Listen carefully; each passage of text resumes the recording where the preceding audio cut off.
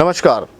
हरिद्वार जिले में नीले और पीले झंडों के साथ जिस तरीके से सांसद चंद्रशेखर आजाद और विधायक उमेश कुमार ने वसीम प्रकरण और शांतरसा प्रकरण को लेकर जिला मुख्यालय कूच किया, उससे ठीक एक दिन पहले हरीश रावत ने सोशल मीडिया पोस्ट के जरिए राजनीति में भसड़ मचा दिया। उन्होंने इनको बिचौलिया करार दिया और जो आशंका इन्होंने जताई थी शनिवार की देर शाम, वो आशंका हकीकत में तब्दील होती नजर आई और इस पूरे घटनाक्रम में यानी कि हरिद्वार जिले की राजनीति में नई भसड़ मच चुकी है, क्योंकि एक नए विकल्प की तरफ इशारा किया गया है।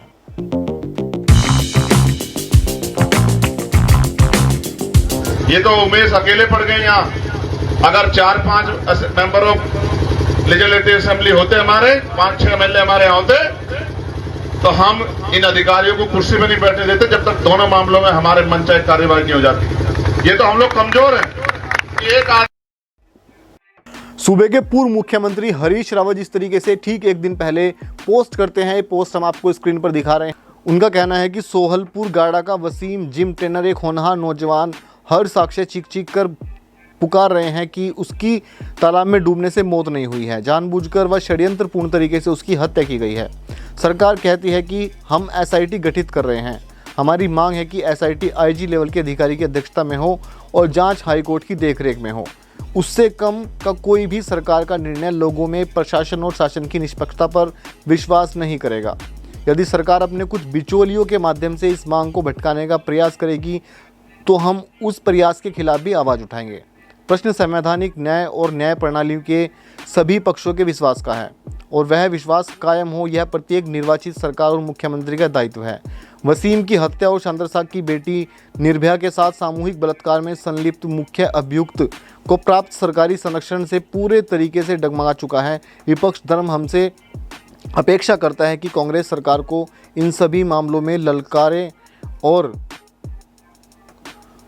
पीड़ित को न्याय मिले, इसकी मांग करें। नवंबर में मुख्यमंत्री आवास चलो की ललकार लगाने के अलावा हमारे पास कोई विकल्प नहीं है। सरकार ने आंखें कान बंद कर रखे हैं। प्रशासनिक न्याय पर राजनीतिक स्वार्थ का ताला लगा हुआ है। हम ताला तोड़ेंगे, वसीम को भी और शांतरसा सहित सभी निर्भया को न्याय दिलाएंगे।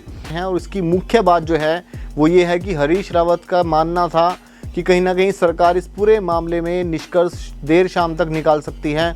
ठीक वैसा नज़र भी आया और हरीश रावत को कहीं ना कहीं आशंका ज़रूर थी कि उनकी राजनीतिक ज़मीन है जो वो खिसक सकती है, यानी कि इस पूरे प्रकरण का राजनीतिक लाभ जो है वो चंद्रशेखर आज़ाद और उमेश कुमार ले सकते हैं।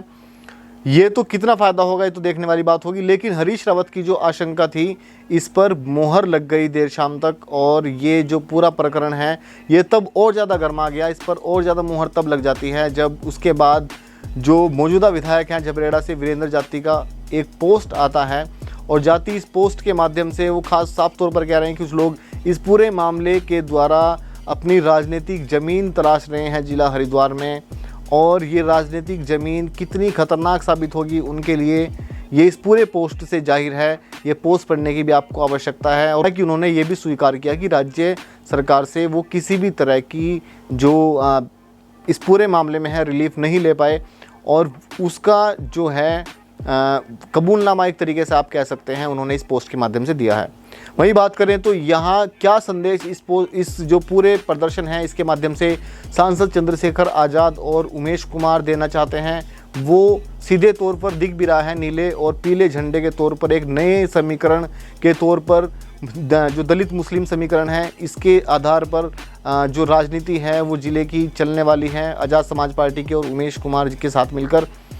अब इस जो बयान इनके जो दोनों के हैं वो हम आपको दिखा रहे हैं। इस धरने पर उन्होंने क्या जो मुख्य बयान दिए हैं उसकी क्लिप्स आपको दिखा रहे हैं ताकि आपको समझने में और आसानी हो। उसको तो अपनी ताकत भूले बैठे, हमेशा पिटते हो, जितने दिन पिटते हो उतने दिन याद रहते हो, उसके बाद भूल जाते हो, फिर किसी की बातों में आके किसी के पिछलग्गू बन जाते हो, फिर इधर खड़े हो जाते हैं इसको हराने, उसको जिताने, इसकी बात करने, उसकी बात करने। कभी ये सोचते ही नहीं कि आपके लिए कोई हमदर्द है क्या। मैं आपको विश्वास से कहता हूँ ये तो उमेश अकेले पड़ गए यहाँ। अगर 4-5 मेंबर ऑफ लेजिस्लेटिव असेंबली होते, हमारे 5-6 एमएलए हमारे यहाँ होते, तो हम इन अधिकारियों को कुर्सी पर नहीं बैठने देते जब तक दोनों मामलों में हमारे मन चाहे कार्यवाही नहीं हो जाती। ये तो हम लोग कमजोर हैं। एक आदमी यहाँ है और ये बेचारे कोशिश तो करते हैं। मैं तो पार्लियामेंट में, आपने सुना नहीं सुना, कोई बोलता है मुझसे ज्यादा पार्लियामेंट में? कोई आवाज आवाज उठाता है पार्लियामेंट में? कांग्रेस पार्टी के 21 विधायक थे। कितने? 21 विधायक मुख्यमंत्री से मिलने गए, जांच के लिए गए और खाली हाथ लौट आए। और मैं आपसे एक वादा करता हूं, ये 21 थे और हम 2 बहुत हैं इन्हें झुकाने के लिए। और अगर 5 होते तो सरकार चल के यहां आती और आज भी आएगी।